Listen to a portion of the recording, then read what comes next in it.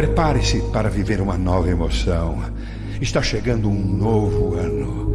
É hora de se despedir do ano que passou.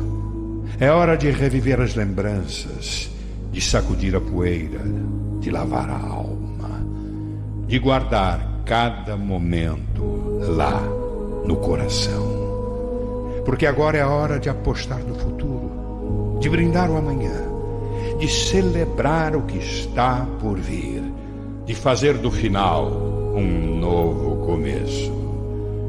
Dizem que o tempo transforma tudo, mas quem realmente pode transformar tudo somos nós. Afinal, a gente só precisa de um segundo para começar a reinventar esse tal de tempo, para recomeçar a transformar a vida, transformar o Brasil, o mundo, se transformar.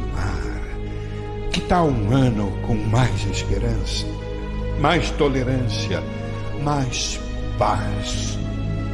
O futuro começa em alguns segundos. Aí vem um novo ano. Vamos lá! Todos juntos!